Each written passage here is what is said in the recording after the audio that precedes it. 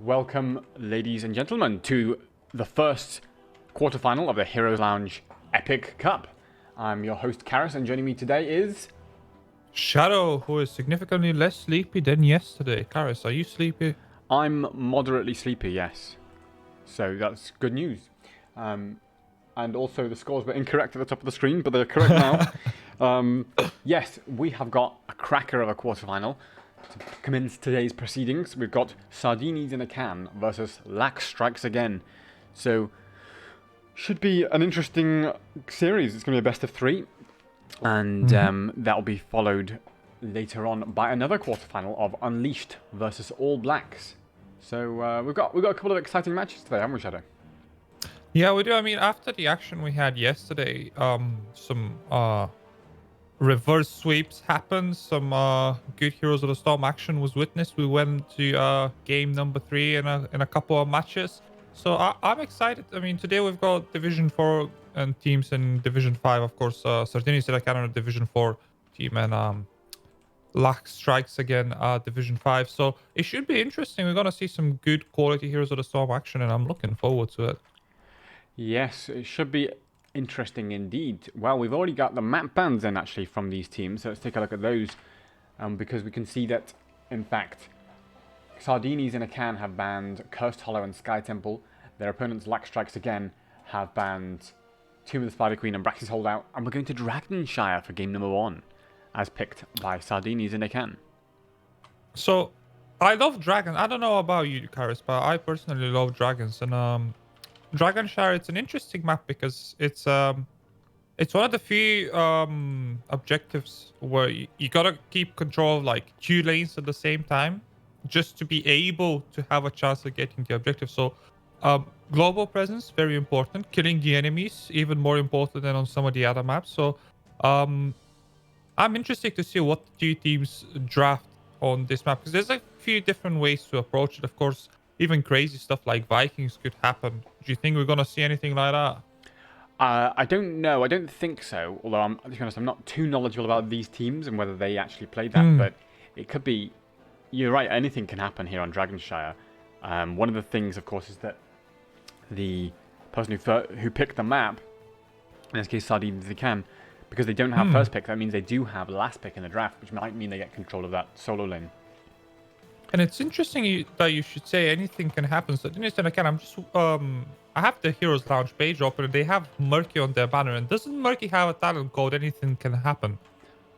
I Spelled didn't know, funnily. but I believe you. I'm pretty sure he does. So, if Sardinia and camp don't pick Murky, I will be mildly disappointed. All the signs are pointing towards it. Yes, well, let's hope that they do. And as we head into the draft in game number 1 in this best of 3 series. So, like we mentioned, it's Lachs Strikes again with the first pick. And it should be interesting to see what they go for here in the first pick. Do you think meta bans are in order, or has perhaps Lachs Strikes again done their homework and are gonna be banning comfortable heroes for Sardiinis?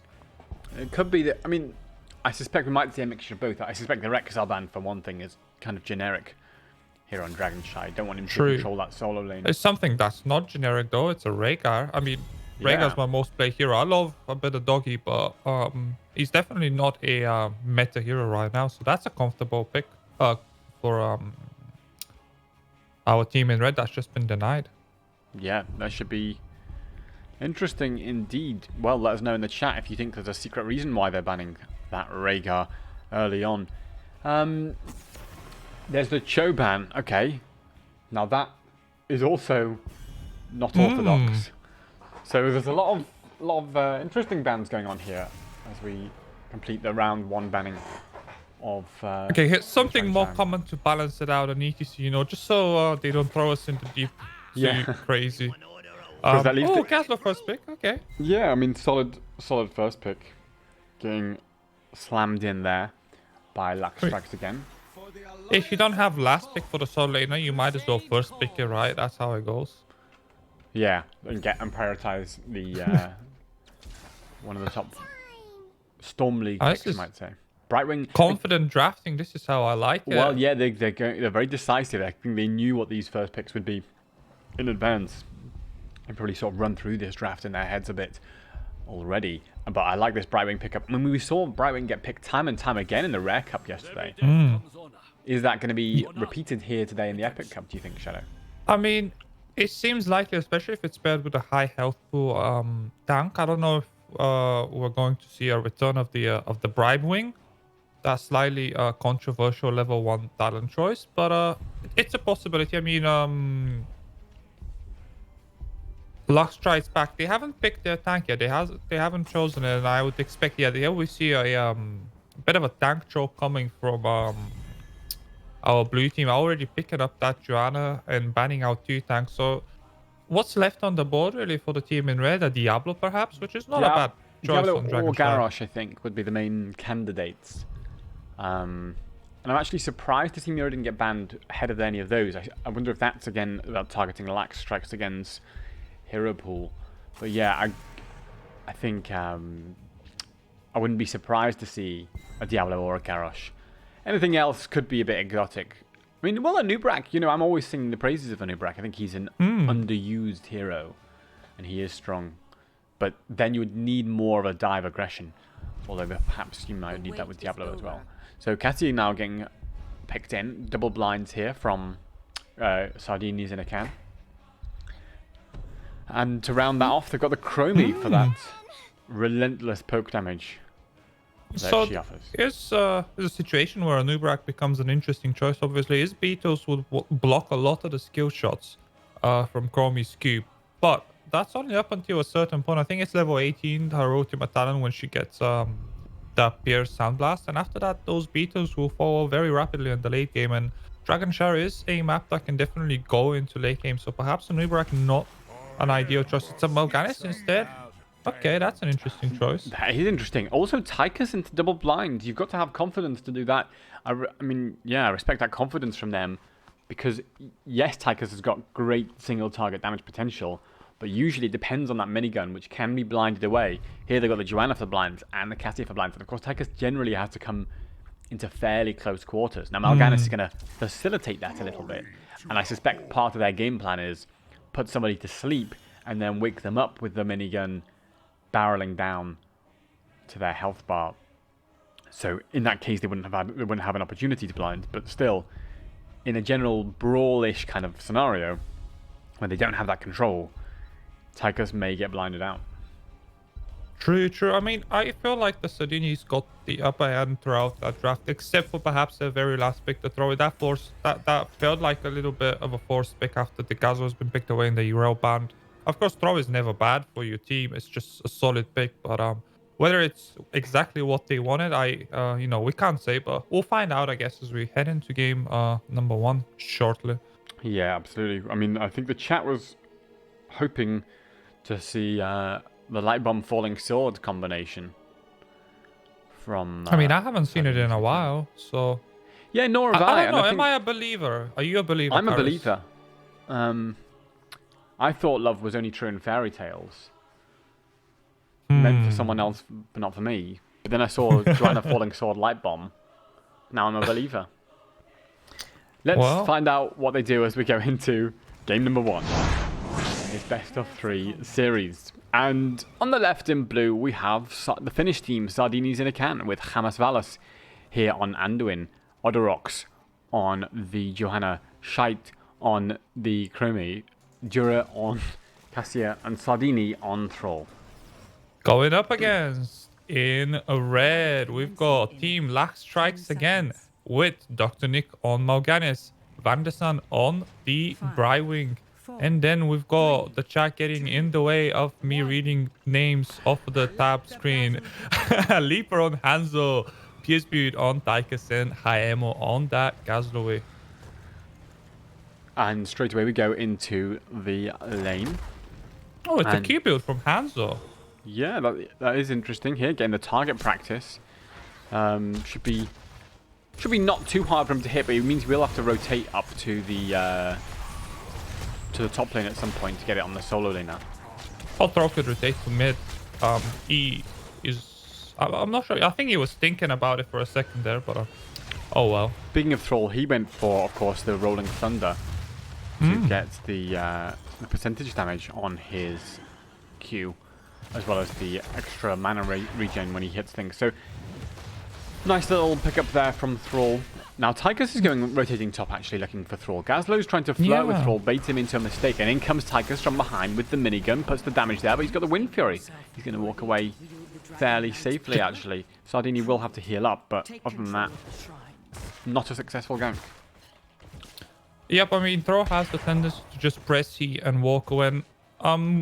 We were mentioning Rolling Thunder. I personally haven't... I know it's a meta talent, no, but I am not a big believer in that. I prefer to get the second stack of the Q, just because it gives you so much extra value from your level 7 talent, whatever it is that you choose, whether it's the more common one these days, which is Ancestral Wrath, I think, or Blood, something like that. The one where you trade HP, or you go for the basic attack damage. Well, either way, there's a brawl kicking up in the middle. Yeah, the triangle, nice save from Anduin there. Yeah, because Joanna had Keeping already other used her up. Iron Skin, so good little save from Anduin, as you said. Yep, but we have the blue team ahead a bit in terms of map control. They've already done their booty camps, and Throw is doing a good job of pushing that camp on the top lane. We'll see if the red team sends anyone to help Gazlo here. He shouldn't struggle too much. We'll see. I think Gazlo will be okay clearing it, but it does mean he's going to give up control of that top shrine. And if the blue team can secure the bottom shrine right now, which they are doing, the moon shrine, then... Oh, hang on. Mal'Ganis is going in here with a big sleep onto Anduin, puts the pressure there with the Tychus, but he does get blinded. And that's something we were worried about in the draft, isn't it? And Hanzo, of course, taking a barrage of damage from Crimmy, has to jump away and is left with only 200 HP there and has to Hearthstone back. Yeah, I reckon he doesn't have his fountain available, which means that bottom lane is going to be under control for Sardiinis for the foreseeable future, and so it's stopped. We see Tychus stuck on middle lane, having to make sure that no one sneaks this Dragon Eye, which is certainly a threat right now for Lachs strikes again. Yeah, and of course that's one of the advantages of just holding the shrines, is you force somebody in the enemy team to stay in that mid lane when you can go and do whatever you like, basically. Throw, gotta be careful there. The thing is, Sardiini's done some nice escapes here, but it does mean he's now out of mana in particular. Little Roots comes in from Anduin, doesn't catch onto Mal'Ganis, so Mal'Ganis looks to go in here on the bot lane, puts the sleep onto Joanna, and in comes the Tychus damage, and you can see when he doesn't get blinded, that damage that comes out from Tychus, devastating potential. But yep, one thing to remember though is Chromie is running out of mana, so once that mage is out of mana, she is basically a glorified minion. Scythe positioning very aggressively here with the last bits of his mana, now is forced to retreat. I assume he will have to go back and reset, as I don't think tap is available for him. Yep, there he goes out. Yeah, so yeah, as you say, Chromie gonna recall back to base. And that gives actually the red team control of the shrines for now. And then that requires Cassia to stay in the mid to stop Hanzo from picking up. A nice little jump from Hanzo. But has Joanna overextended here looking for Hanzo? No. Has the Iron Skin stepped back safely for now? Yeah, Iron Skin, good ability. That was a very decent situation, and it still is, especially if Hanzo falls down. Brightwing has potentially global. The Dragon Knight is sneaked by Hanzo. What a play. Lovely zoning from Mal'Ganis and Tychus there. They just put bodies in the way and said, no, you can't come past. And Mal'Ganis there with the swipes and the sleeps controlled that effectively and allowed. So it's a rather early Dragon Knight, but the red team is already half a level ahead, and those structures are not gonna be helping on Sardiini's case whatsoever. That's a I guess, yeah, Chromie can time stop Dragon Knights because she's a dragon herself. That's how that logic works, right? Yep, stasis, well, time stop effects do affect unstoppable targets, including vehicles. Now, Throw is joining. Yeah, that's a big flank with the roots. Catches on to Hanzo. Hanzo isn't able to get away too easily, but he has walked away. But Gazlo's stuck in the slowing sands.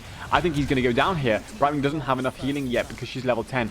I don't know if she had phase shift available, but either way, Gazlo has fallen, partly because of that slowing sands level 10 advantage from Chromie. Yep, Sardiini is picking up an advantage of their own in terms of kills. So first blood goes over to them after they've lost the objective. So we're looking at almost an equal game, and the attempted bottom bruiser camp, which I think might be a little bit too risky. Possibly. Joanna, though, gets polymorphed. Has to be saved there by Anduin because she might have literally died in the polymorph. But look where Tychus is. Stuck in that slowing sands. Has to use his medallion to walk out. And that gives the camp over to Sardiinis in a can. Lovely aggression there from Cassia. And the slowing sands so good at controlling those points. Yeah, Leaper was just a few seconds too late joining that team fight there. Unfortunately for the team in red. Level 10 just around the corner, however, is going to bring is going to even the playing field, so to speak, for both teams. So no longer will Chromie has advantage. Light Bomb goes.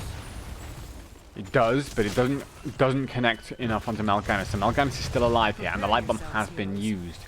And of course, the level 10s are in now for Lachs again as well. They've got the Grav Bomb, the Odin, the Blink Heal from Brightwing, and of course the Carrion Swarm here from Mal'Ganis. So if he gets in trouble... I think you'll be sad to notice that Joanna didn't go for Falling Sword. I'm a little bit sad about that. Obviously, Blessed Shield into Light Bomb is also a combo, but it requires Joanna to get more close to begin with. So we'll see how they execute that. And I think it is very possible they will still execute that as a combo. But yeah, I would have loved to see Falling Sword just because it's some high octane energy play from the teams if they do that, but nothing wrong with Blessed Shield for sure. So level 11 versus level 11, that means Chromie's 13 talent is in. She's got the timeout to save her from any trouble she gets into. Brightwing Zed's into the mid lane here, and that will give a bit of space. But look at the Light Bomb again, the Falling Sword into Light Bomb. Lovely arrow from Hanzo. Isn't enough though to save the Hanzo, partly because Brightwing had already used her Zed into Mal'Ganis, but also she didn't have Blink Heal because she was trying to channel the Dragon Knight, which she did successfully, to be fair, which now means they have their second Dragon Knight of the game. But I don't know if they can do much with it because Tychus is, of course, still dead. Yep, this seems to be a recurring theme here for game number 1 is red team picking up objective but sacrificing a kill to either do so just after that. Brightwing, fortunately enough, has Blink to escape from that position. I don't think that Dragon Knight got almost any value. I mean, a little bit. Top lane, no. Grab Bomb on Thrall. Immediately Hanzo's there to follow up with the damage. But the Earthquake, and Hanzo's the one who has to run. Maybe Gaslow as well. Has Sardiini turned this around? Has he made it a 1v2? I mean, yes, they do get away, but they were looking to gank Thrall. What cost? And on my days at the bot lane, yes, as you say, now they engage onto Chromie. Mal'Ganis still raging away there. May catch onto more, but yeah. Action at both ends of this map right now, Shadow. Lachs strikes again, losing the 2v1 on top, but winning the 3v4 on bottom. Very strong play by Tychus, Mal'Ganis, and Brightwing here on the bottom lane. The dream trio, so to speak. Even pushing for some structures, having no kill. The hand arrow comes, goes to NA. Tychus will not survive, however, the Light Bomb is there to confirm the kill, and now Mal'Ganis is in no man's land. He will fall. Well, that's a good cleanse from Brightwing. Soothing Mist, I think it's called. Blink Heal there to keep Dr. Nick running. Another Blink Heal. He's got his sleep. Is he going to survive? No, ultimately he's not. And I think Vanderson has sacrificed his own life in his attempt to save Mal'Ganis. And in the end, it's a disaster for the red team on the bottom lane. Yeah, and it looked so good for the start. As you say, they took that 3v4, got themselves a nice little kill onto Chromie.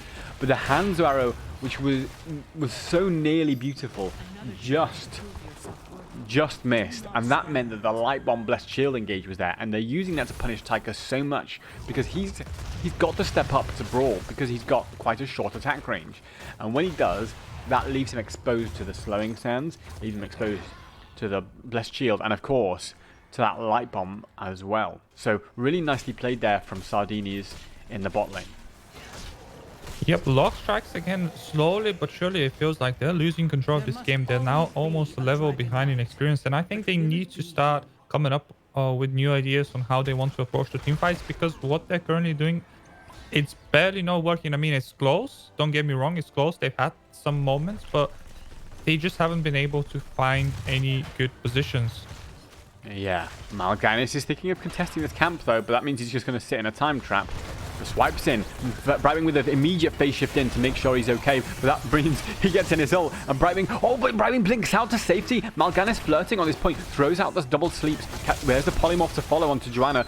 But look at that damage coming out from Cassia. Does catch the kill on Brightwing. And Anduin's like, right, you Cassia, you've done your job. Get out of here.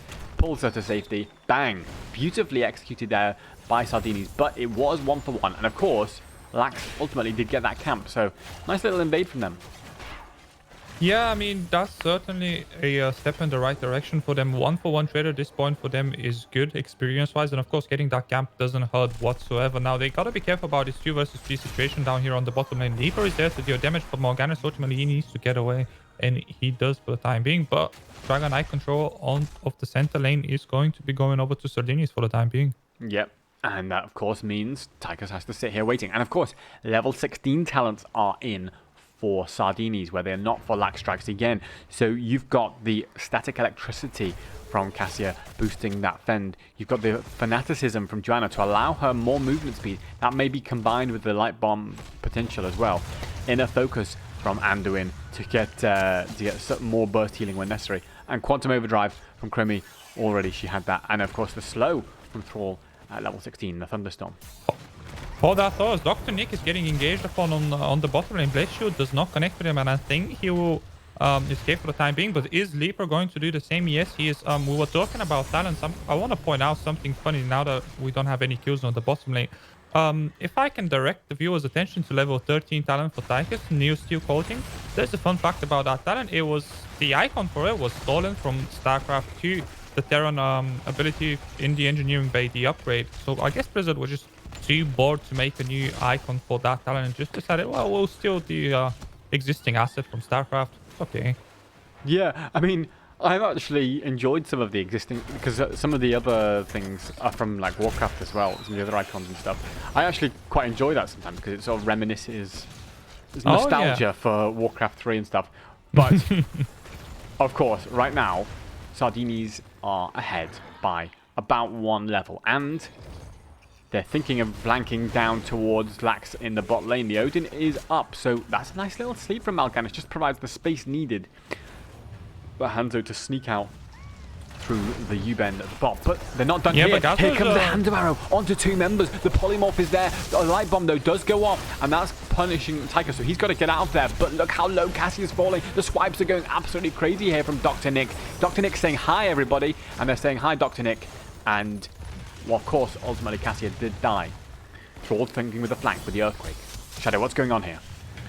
The gravel bomb from Gazlo was very influential in that fight, as he managed to join the fight just before Hanzo came back. And I think they're not quite yet done on bottom. Well, with Cassia dead, the blue team certainly is done. But what I was saying the about lane? the mid. Leaper, you're in trouble. You need to get out. I think he will survive. Here's the Brightwing with the Z. Very timely intervention by Vandersan there. Yeah, so great. Leaper living up to their name with that leap over the wall. And getting out to safety, because otherwise Thrall was like 1 auto attack away from killing Ando. So good little escape, and of course that ultimately gives the space needed to secure that Dragon Knight. Yep, and this is where Lachs strikes again. Will be able to finally get an advantage in the game, at least I assume, with the Dragon Knight picked up by Brightwing. They should be able to open up the map, get a little bit of forts. I mean, middle fort is already quite exposed, so is bottom, so they should be able by all means to confirm those 3 forts, as long as they don't lose anyone outside of the Dragon Knight, as there is a tendency for teams to just engage beyond this objective and just ignore the big dragon, as they do just so. Looking for Tychus. Nice medallion used to cleanse the light bomb.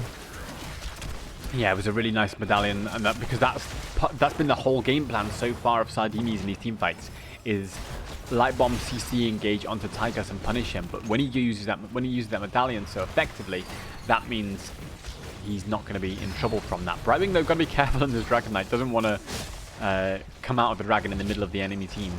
So yeah, in the meantime, you know, Chromie, the dragon, has been poking away at the at Brightwing, the small fairy, in the big dragon. So there goes that advantage opportunity for Lachs strikes again. Gazlo split soaking, trying to even out the experience bars.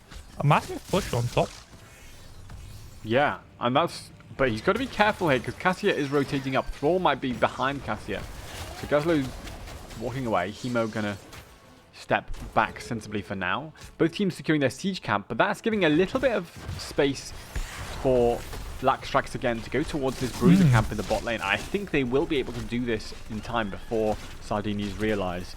So that's a nice little pickup from them, and that means they've got 2 camps rolling in that bot lane, and that's going to be quite a lot of pressure on that fort. I'm expecting the fort to fall pretty swiftly. Now, it's 16 minutes in. Level 20s are already here, more or less, for Sardiinis. They're not too worried about that fort as such, but yeah, I mean, that fort would have fallen had it not been for the level 20 coming so swiftly for the blue team already in. Let's see what choices they make. Barrier's Legacy, interesting talent choice on the healer. Of course, Radiating Faith for Joanna. Not a surprise there. Yeah, so more CC chain there coming out from Joanna.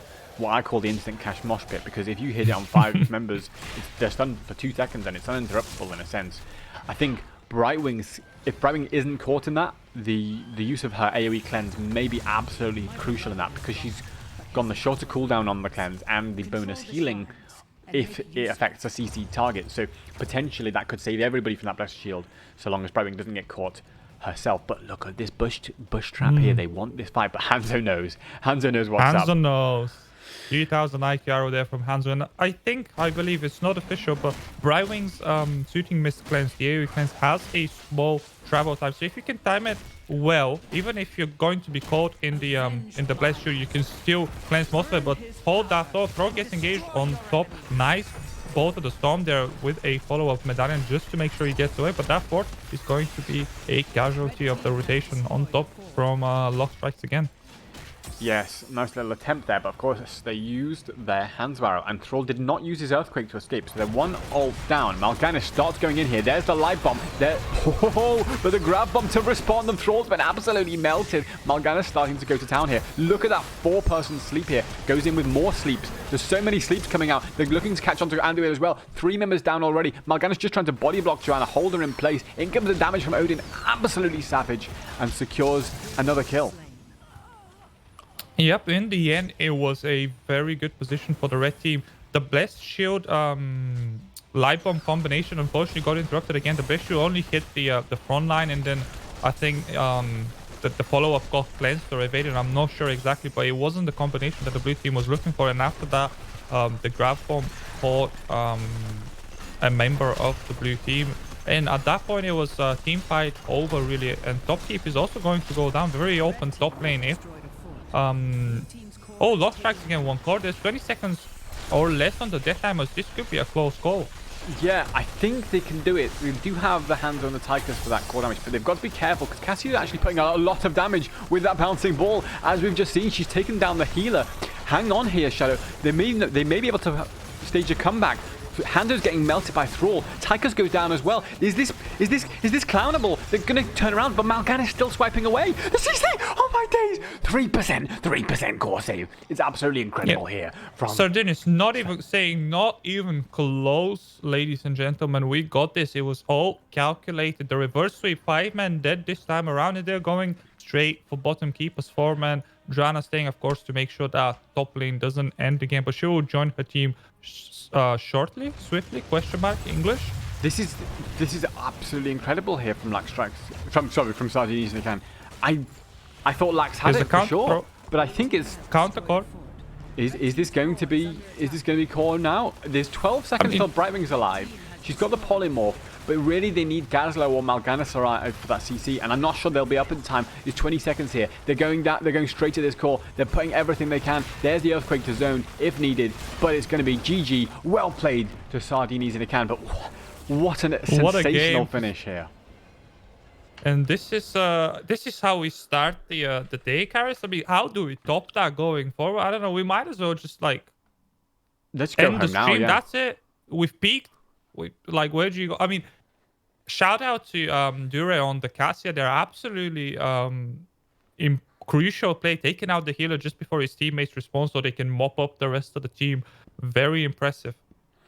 That's absolutely incredible from Sardiinis. I mean, a huge amount of work was done by Cassia there in that final core defense. A lot of it was just trying to bait out resources so they were not committing them onto the core, but also killing the Brightwing, because of course Cassia had Titan's Revenge as well, and just melted people as well. So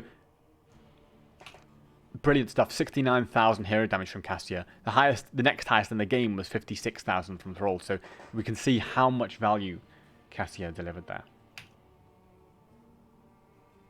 Yeah, I mean, it was the game number one that we just saw. It really could have gone either way. We saw Sardiinis, they dominated the first half of the game in terms of map presence and killing enemy heroes. Of course, they struggle a little bit in the late game, which I think it was due to the fact that they couldn't quite protect their Chromie as well as they wanted to.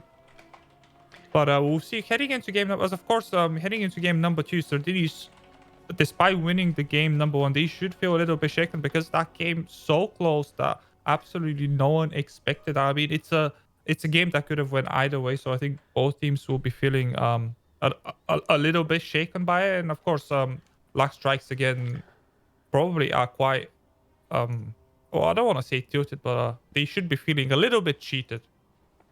Yeah, I think it's important for Lachs Strikes again that they don't tilt now. And that they hold their nerve because they put in a solid performance. Excuse me. Throughout, they do have to be careful of that Blessed Shield Light Bomb combination that was quite important there for Sardiinis. I think overall, though, Lachs Strikes again seemed to have the edge in those late game team fights. And the sleeps from Mal'Ganis was so important. I think you could just see something very similar from Lachs once again here on Volskaya, which is where we are going for game number 2. So let's take a look at the map bans and picks so far. And we'll see that, of course, Dragonshire was game number 1 and Volskaya is game number 2 after teams got 2 map bans each, which you can see there on the screen. So Volskaya, Shadow, what do we expect? Well, it's an interesting choice in a few ways. Lachs Strikes again, obviously they opted to go for map pick, foregoing their chance at first pick in draft. So that already tells us a little bit. What exactly does it tell us? I'm not sure. Maybe Karis, you can tell us. I mean, I don't know. I think there's no specific way that the teams have to play this. So I would expect something a bit more brawly than Dragonshire. That you don't need such emphasis on the solo lane. Chromie again will be absolutely invaluable for Sardiinis in a can. So I expect to see something maybe like a Chromie ban early on. But again, ultimately, I felt like the momentum for the latter half of that game was with Lachs Strikes again. So if anything, it's for Sardiinis to prove that they've got something different, even though they did win game number 1. So it's really hard. It's really tough one to call how this draft will go. I mean, as always, I'm a fan in talking about healers on Volskaya Foundry. I'm a big fan of Alex Straza and Deckard. And Alex Straza not quite popular, but I think there's a decent chance we see the old man making a comeback after we saw a few games with him yesterday. Some brilliant sleeps to interrupt some even more brilliant moshes. I mean, ETC was banned out the first time around, but maybe this time it will be exchanged for a Gasol ban, which of course was quite impactful on the right side of the board. So if that gets banned out, then potentially ETC makes it through, so we could see some mosh pits. Yeah, well, we saw mosh pits yesterday, didn't we, Shadow? Oh yes, some absolutely huge mosh pits. And as before, of course, as yesterday, if you see any huge moments, then definitely clip them and put them in the Clip Lounge channel in the Heroes Lounge Discord. So we are about to enter the draft of game number 2. You're watching the Heroes Lounge Epic Cup. This is the quarterfinals of the Epic Cup, which is the playoffs for teams from divisions 4 and 5. Let's go into the draft in game number 2. All right, so here we go. Volskaya Foundry first pick going over to our lovely Sardiinis on the left in blue. Let's see how they choose to open the banning stage. Are they going to go for a repeat performance of the last draft? Or do they indeed feel they need to shake it up a little bit, as Karis said, bring something new to the table? I mean, the challenge for both teams, I think, is actually because it was so close last game. I think both teams might be thinking, should we just play the same thing again and try to polish up little corners here and there? I did think the Tychus made it difficult for Lachs again because he was very exposed as an assassin to all of that Blessed Shield, Light Bomb stuff. Now look here, this is already changing. Sardiinis banning away the Joanna. What's going on there?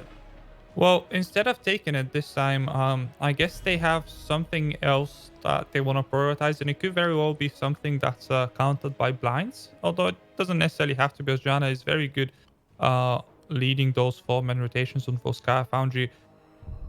Now, the Cho'Gao ban we saw last game as well. So I guess Cho'Gao is a Sardiinis famous, secret weapon is an interesting oxymoron there, famous secret weapon. But ETC gets banned now once again, so no mosh pits. But Gazlo is still open unless Lachs strikes again banning right now. I would expect to see a Gazlo first pick because it's very strong on Volskaya. Yeah, it is indeed. So I suspect that's what they're doing. And looking for that tank choke. But I think we saw an attempt at a tank choke last. There's that Gazlo ban, by the way. We saw an attempt at a tank choke last game, and it didn't really pay off because, of course, Melganis. I think Lachs again were very comfortable on him, and they got a lot of value. But look, there's the Cassia early on.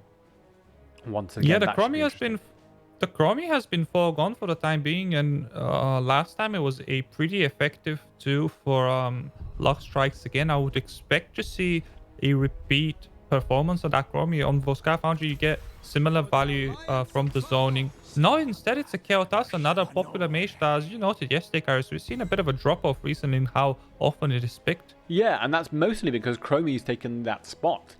And so I am surprised not to see the Chromie early on here. But, of course, Leaper with the Keotas could be devastating. I like the little Anduin steal away there, because obviously they felt that the Anduin Light Bomb was so important for the way Sardiinis played. They're saying, let's just change that up. We don't want a Cassia running at us with a Light Bomb on. But whoa, okay, now this is juicy. Tyrael and Lucio. What's going on here, Shadow? Well, it could be a couple of things. Now, first thing, let's talk about what it can't be first. It can't be cheese, because there's no space for Morales in the draft anymore, so it's not the Tyrael cheese. Now, what else could it be? I mean, Tyrael is one of those interesting tanks. He doesn't exactly provide crowd control. I mean, he barely has access to any, and his level 10 heroic choice could be crowd control, but it's, you know, it really isn't often the choice. Now, what does Tyrael bring to the table? Well, obviously, Holy Ground, so good zoning, perhaps looking to control the healing camp on the top part of the map. And the second thing that Tyrael brings is support for your dive. Cassia and Lucio, two very diveable hero, or rather heroes that are likely to dive the enemies. So yeah, so they've got a lot of dive, and they do have that sanctification potential. The Lucio versus Keotas makes me a bit nervous, because Lucio really wants his teammates to clump up, because that really maximizes the kind of healing you can get. Similarly, a little bit for Tyrael, but Keotas, of course, will profit from that with the Living Bomb and potentially with the Flame Strikes as well. So they do have to be careful about how much they're spreading the bomb around and how much they're moving together. Tychus again, obviously, Lesbute does want that Tychus. And Doctinic going for the Imperius on the main tank, probably. That means again, yeah. So they're expecting their opponents to clump a lot, get a skewer in from Imperius, catch on to 2 or 3 members, get Living Bomb and Flame Strike out from Keotas, and that is very interesting indeed. That looks like an Uther in the 4 as damage? Question mark. Yeah, I mean, Irel is. I mean, I would expect to see Irel in the Sol lane, and I was just going to note that there's one less blind this time to deal with the Tychus, and with the extra double melee up front, I think Tychus will be having a bit of a field day. Of course, he can still be locked down with all the crowd control from Uther, but Deathwing, I think that's a very good pick here, Karis. Yeah, absolutely. Because of course he's not vulnerable to CC in the slightest, and the plan, obviously, from Sardiinis is let's be a bit unkillable and have a lot of CC to threaten Tychus if he comes anywhere near us, to threaten Imperius. Yes, so there's a lot of there's a lot of unkillable ideas there on the side of Sardiinis in a can. You've got the Tyrael with the shield, Lucio with the heals, Uther with the heals, and Tyrael potentially with a sanctification. And of course Irel, by the way, also unkillable in and of himself. Cassia's pretty tanky. What you don't have is a great deal of damage. So the challenge might be how they're going to bring down Deathwing, how they're going to bring down Imperius. Their plan is with CC, but that's not going to work on Deathwing, and it might even not work on Tychus. So we'll have to see, of course, what they do as we head into game number 2 in this best of 3 series. And on the left, in blue, once again, it's Sardiinis in a can with Skite on the Cassia, Odorox on the Tyrael, Hamasvalos on Lucio, Dura on Uther, and Sardiini, the namesake, on Irel. Yep, going up. Wax strikes again, unluckily for them. Currently down 1-0 in this match. Give it up in chat. Full Leaper on the Kel'Thas. Dr. Nick on Imperius. Van de San on Anduin. Beastbird on Tychus. And Hemo on that last pick, Deathwing. Now, I want to talk to you about something, Karis. Now, level 10 is going to be a very interesting time in the game, for especially for the Sardiinis, because they, like you noted, they already have crazy amount of sustaining. They have access to some amazing sustain abilities on level 10 heroics, but of course it could swing either way. Instead of Sanctification, we could see Judgment, and instead of Divine Shield, we could see Uther. Instead of Divine Storm, we could see Divine Shield, but Odorok's falling really low in the brawl on the mid lane. I don't think the blue team will have an easy time controlling the 4-man rotation with the draft they've gone for. No, I agree with that. And also, I think they will struggle to do camps and clear. Oh, but that's a nice skewer onto Cassia as well. But it's Kael'thas who gets pulled to safety by Anduin. I'm not sure he needed that as such. Although, of course, Uther was threatening to stun him. But they could have waited for that resource to be baited out. No, I think you're right. And in terms of wave clear and camp clear, it definitely feels like the red team has the edge there. So one little talent choice I wanted to point out was the party mix from Lucio. You know, I think party mix is not the standard choice at level 1. But the reason they want it here is because they're against Kael'thas. And against Kael'thas, it's valuable because your team don't have to clump so much once you get that stacked up, because the healing radius is a bit bigger and the speed radius too. So it means that they will avoid clumping too much against that Kael'thas and that Imperius, and also against Deathwing as well. Another interesting level 1 talent choice for Sardiinis is the Wave of Life for Uther, which is old style solo healer Uther talent choice, something that you don't see very often. I mean, I'm one of the few people that still picks it every now and then, but usually you see either the Q build or the hammer spec for the extra mana. Instead, it's a Wave of Life build, so a lot of healing, a lot of sustain for the team in blue. Yeah, absolutely. Irel comes in, wants to flirt with Imperius, but Deathwing's here as well. Hemo going to throw out a bit of damage. And yeah, I think obviously when they're playing in this kind of, you could call it 2.5 support kind of draft, they are going to play slightly different talents from what you might see in a normal setup. So I think that's absolutely the right way to do that. So far, good play from both teams all around. Tychus still trying to soak that top lane and not connected to his teammates just yet. Lucio's just trying to be annoying to Imperius, because it's quite difficult for Imperius to hit his skewer onto Lucio if Lucio's all up in his grill and dancing around. If Lucio's further back, actually, it becomes slightly easier to hit him because he's got kind of a bigger arc. It's a bit counterintuitive. It's not like Garrosh, where the closer you are to him, the more danger you are. There's actually a little safe zone around Imperius where it's near impossible to hit anything with his skill. Lucio, of course, he is very tiny. He has small hitboxes and he is fast on top of that. So near them impossible to be hit by Imperius. Now Hemo really going into the team fight without any fear. He is the actual raid boss, and Side is feeling the pressure. He's getting focused and he will go down first, but going over to our team in red. Yeah, this Deathwing is becoming absolutely crucial to tying this comp of Lachs strikes again together. Hemo's Deathwing looking very nice here. And now he's just going to sit there and channel that objective. And it's very difficult with that so CC-focused draft of Sardiinis to punish a Deathwing who really does not care about CC at all. And he's just going to go in and create a distraction. And they're not, I think, The challenge will be for Sardiinis, how do they respond to that? Do they commit past him and risk going through a lot of damage to reach somebody like Kael'thas or even Imperius or Anduin? Or are they going to stay back and try and just poke down a Deathwing, which may be using a lot of resources? Yep, but talking about resources, both teams doing the turrets, but ultimately so far red team has had control of the point already up to 93%. They will give it for the time being, but they have all the well, all the time in the world. I guess I'll repeat myself in saying time. They have all the time in the world to set up the perfect fight, and it seems like they've decided now is the time. Deathwing goes in, items come out, and I think this is a disaster for the blue team, Karis. Yeah, absolutely huge cataclysm into the skewer from Imperius, and now they're just chasing, looking to clean up the mess that they've created.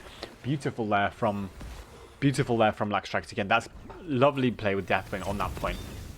And I think I get the feeling that there's two things. Sardiini's draft seems to revolve around level 10 for one thing, because they will need that sanctification to be able to stay put and brawl under the Deathwing.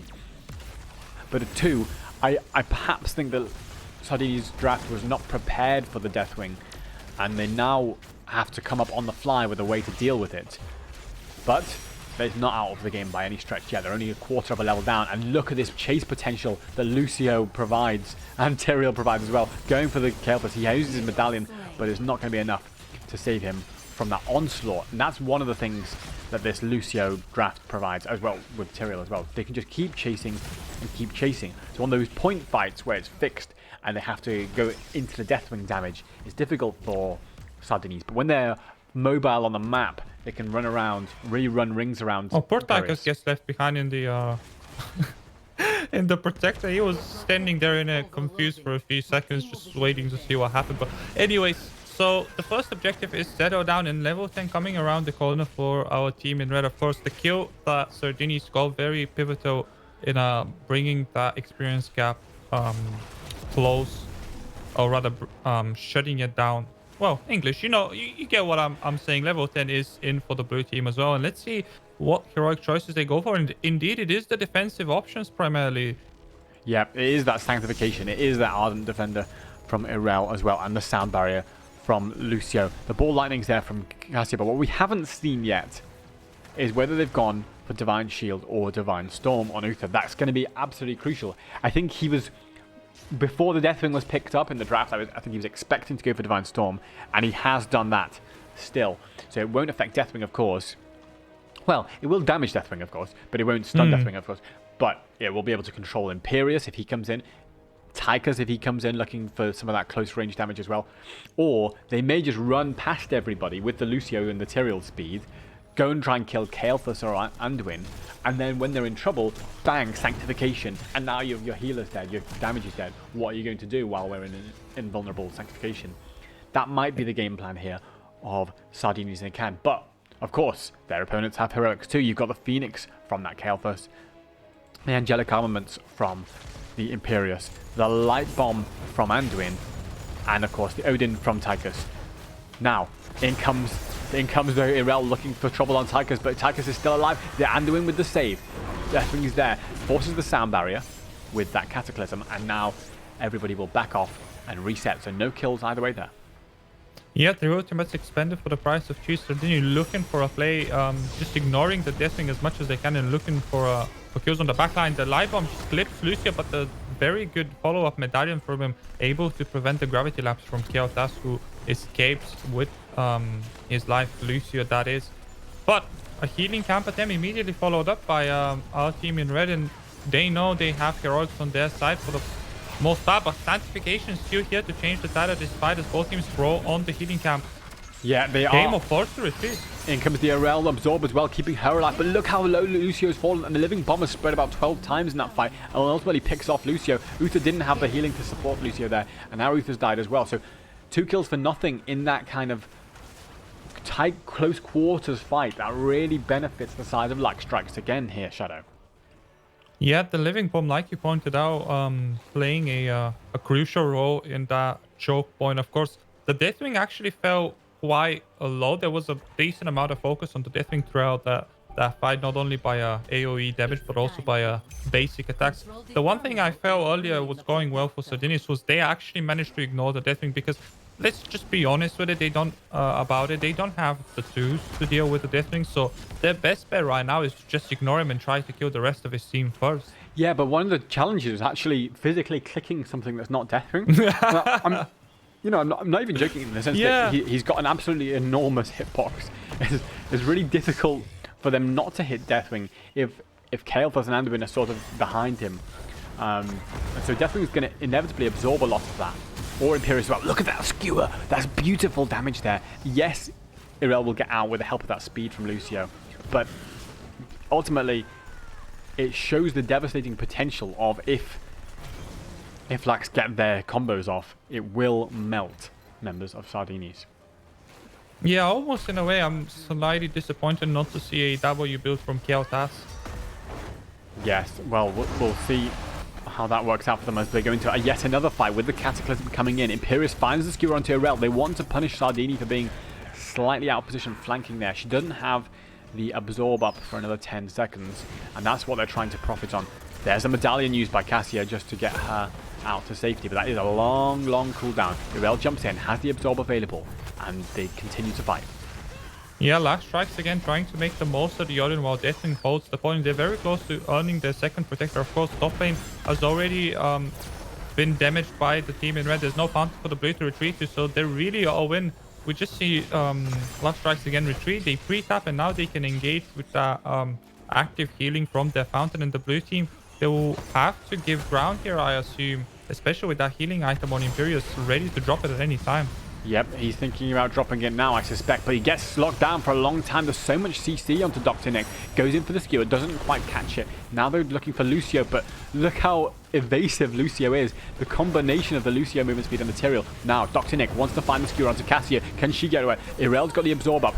And then Tyrael's looking for the flank. There's the light bomb, catches onto 2. In comes the sound barrier though, keeps them alive. In comes the flame strike, puts the damage there. There's the sanctification though, absolutely enormous. And Deathwing's caught in the middle of 5 bodies. But the horrify, absolutely huge. Maybe they'll be able to kill Lucio. No, he's got the speed to get away, but they do catch the Tyrael. And Deathwing is miraculously still alive. And gets in the robot. That was almost amazing value from Tyrael, passive, but not by Deathwing surviving by the, I guess, by the scale.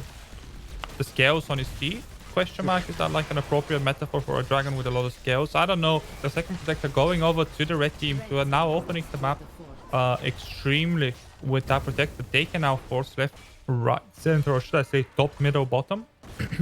Yeah, I think that looks like the plan here. I mean, that fight was so back and forth, and the sanctification looked so spot on. And Deathwing was caught in the middle of that. And I thought, surely Deathwing's going to die here.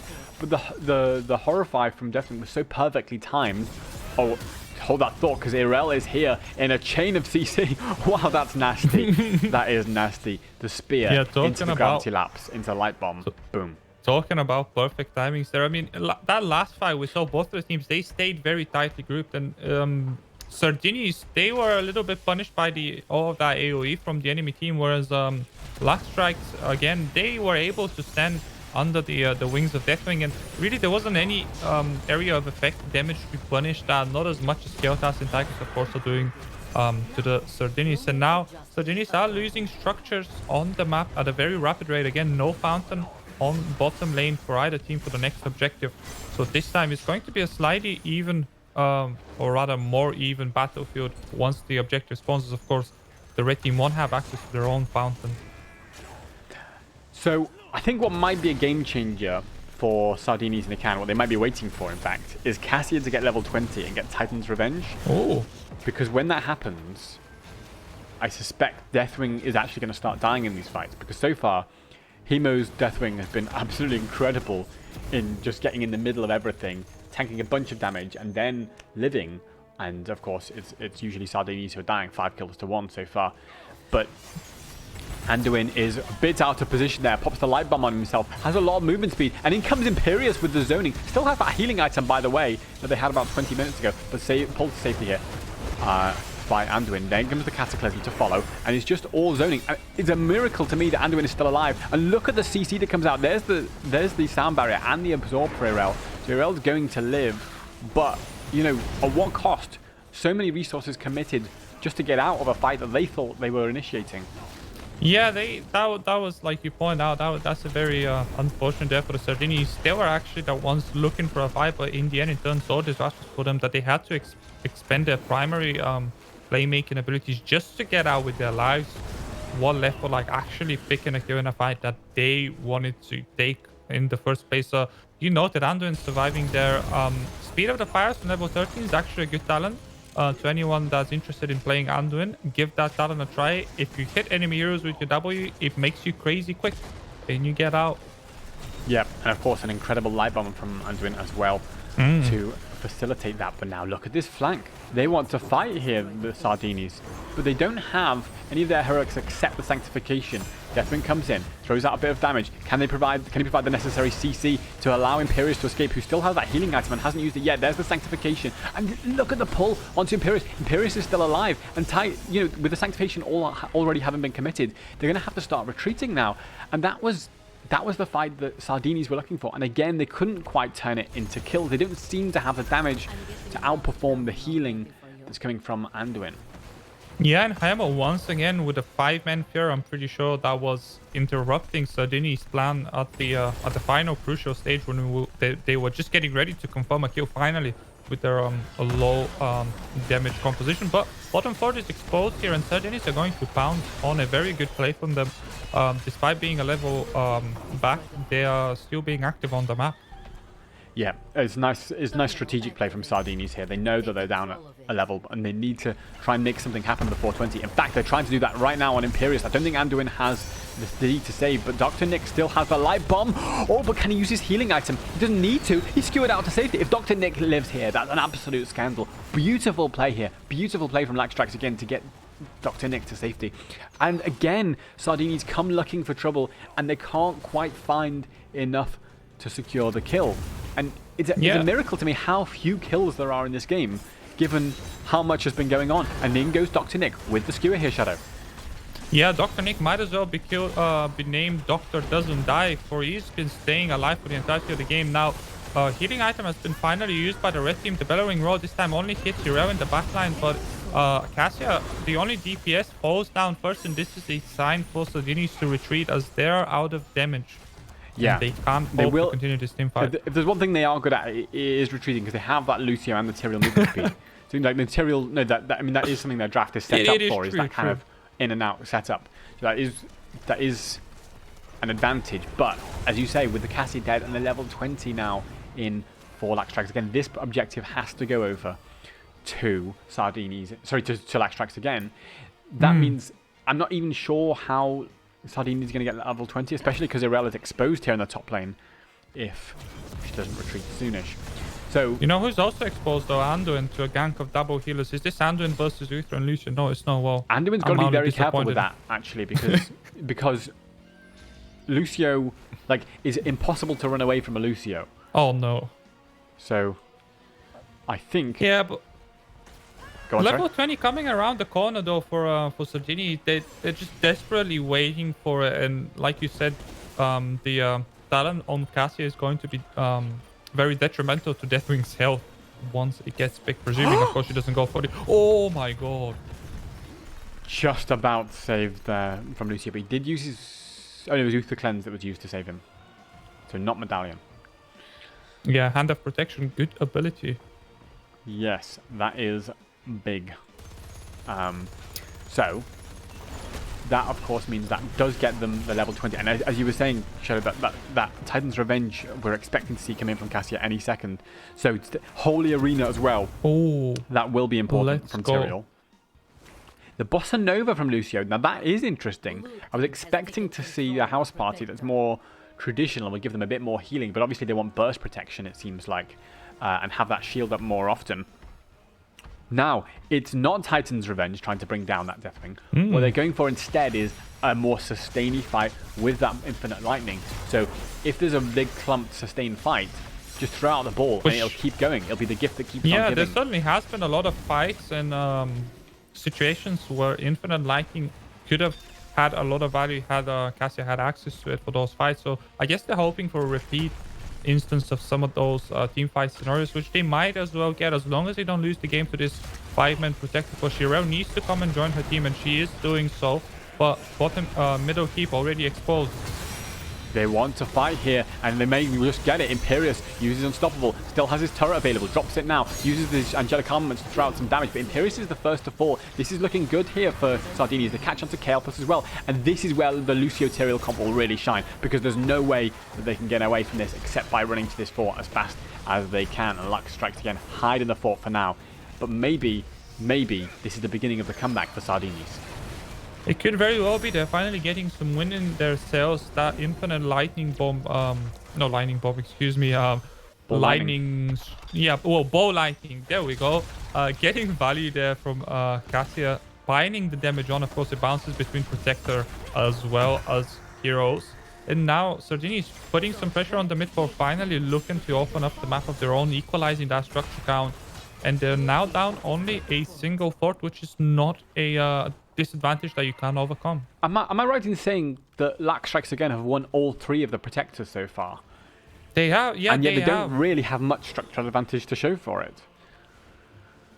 I mean, they did like a minute ago. True, and they also had an XP advantage for a long time, but not anymore. All suddenly been melted by one really nice engage here from Sardiinis. They're looking very resilient here in game number 2, and you know, we might even see echoes of game number 1, where Lachs Strikes Again took the advantage in the game, but then ultimately died on the core and lost the game.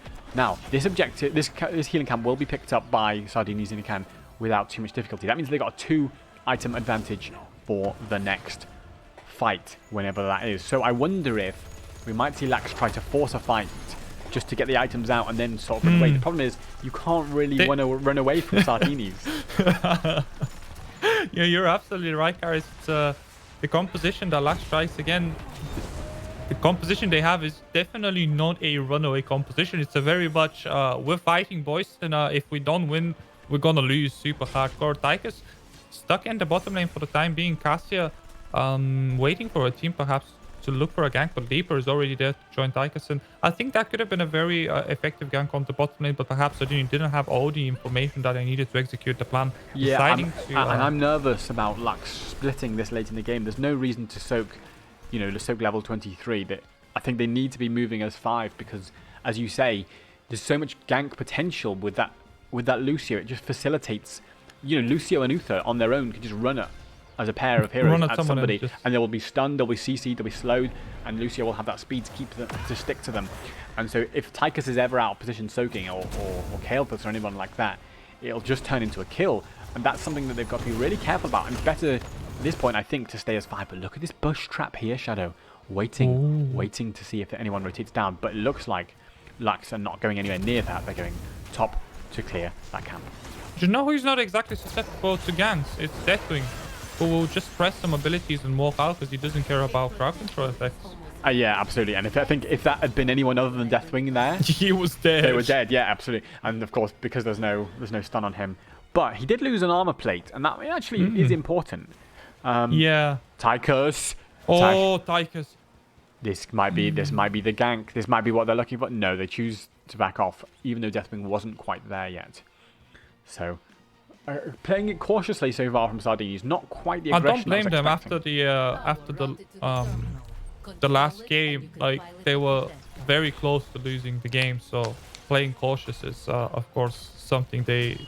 Talk about gank. Oh, is this the invade? And this is the claustrophobic fights where Deathwing and Kael'thas really profit. But they got the item and they got out to safety, so good little escape from Sardiinis. Yeah, the item advantage increases for Sardiinis slowly but surely, I think.